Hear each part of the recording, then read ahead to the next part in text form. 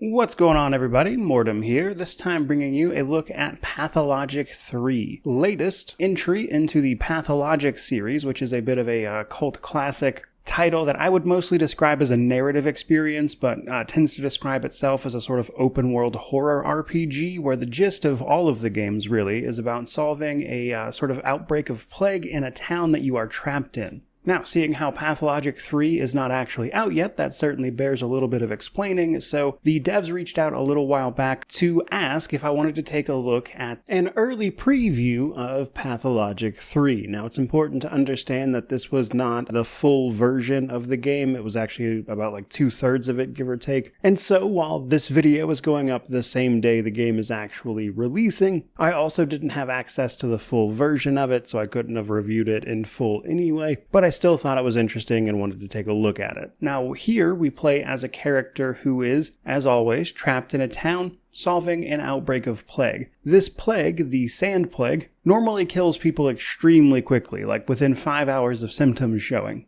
And our job is, of course, to get to the bottom of that and see what, if anything, can be done about it. Because, of course, randomly, some patients will actually survive longer than 5 hours, and typically it's because they are showing signs of other diseases which they think may be halting the spread of the problematic one, and so they're looking to make a vaccine in that regard. But the catch is that Pathologic 3 is not what you would call a linear story in the sense of time. You see, as a bit of a narrative framing device, our protagonist here is being interrogated by authorities and telling the story from his own perspective, which, as you'll see through some of the gameplay mechanics, is almost certainly skewed, and let's call it less than reliable. As such, we're going to describe what happened on the events of various days through this framing device, which is going to give us the opportunity to make choices, discover changes, and the consequences of those choices when we take on later days, which I think is a really interesting narrative plot point. So the bulk of actual gameplay here is, of course, going into each of those individual days, solving the game's immediate problems, which usually comes down to assessing and diagnosing the various patients you have that day while you seek to work on a vaccine. And sometimes that will necessitate going out into the town, which involves traversing the infected districts alongside examining the patient's home so you can get down to the root of their symptoms instead of the lies they might be telling you. And the whole time,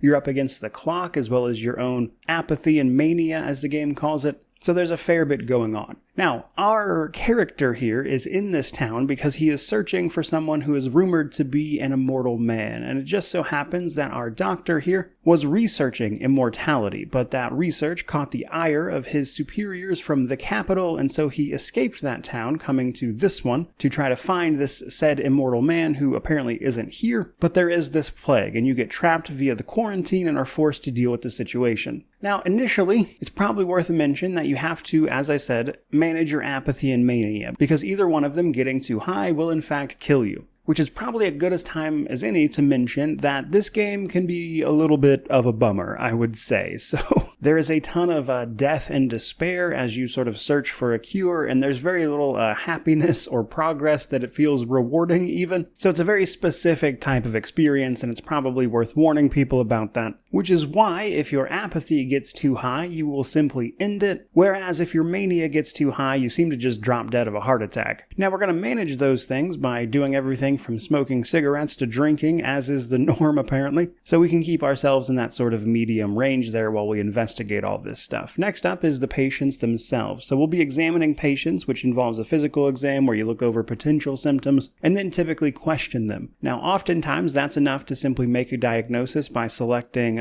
symptoms from the various sheets, which will lead you to a potential diagnosis, and that typically ends it there. But some patients are less than forthcoming with their information, which is where you actually have to investigate. This is typically going to see you heading out into the city, and that travel can be everything from fine to a big problem, because while you can sort of fast travel your way across town to the various districts, if you come across an infected district, you have to go through it, which involves breaking out your sort of probe item from the capital, which will sort of dispel these big clouds of plague that can cause you all sorts of problems, not least of which emphasize your, say, fear or metaphysical presence of death that you happen to be contending with, which certainly leads into some of the more fantastical elements that this game has to offer. And I would say it's all kind of rooted in psychological horror, which was especially interesting to me, and I can see pretty much right away why these games are called classics, because I've never really played anything quite like it, which, if you know me at all, is certainly of interest. Now, outside of the examinations and stuff, once you actually get to where you're going in town, you'll literally have to investigate these locations, highlighting various things of interest to you, like anything that patient might have been up to that they're not telling you, but you'll also have to sort of corroborate that with eyewitnesses at the place, like, say, investigating this man's neighbor who claims he's a drunk, but if you do a little more investigation, you'll find that it's not exactly true and doesn't paint a full picture of the guy's health up to this moment. And considering what we need to know is exactly what disease this guy has so we can get a diagnosis to then go on and make vaccines for the sand plague based off of this information,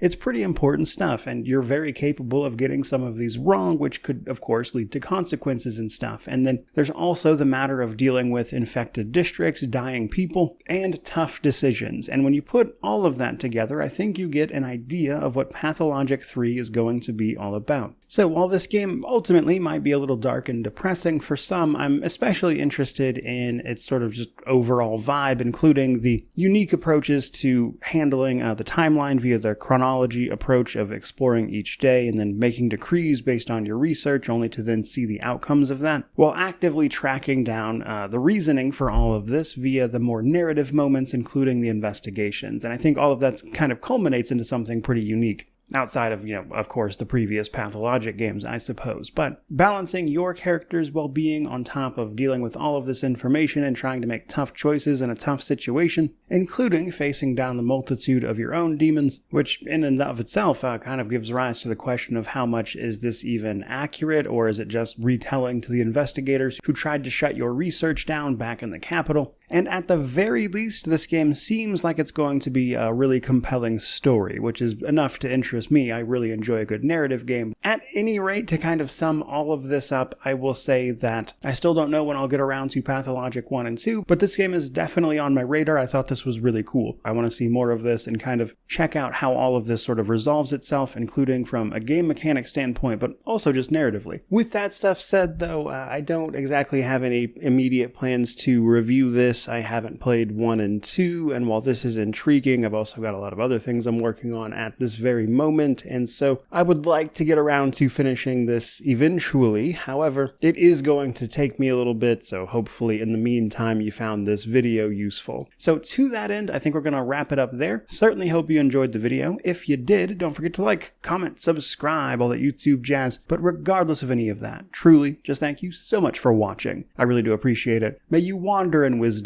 and have an amazing day.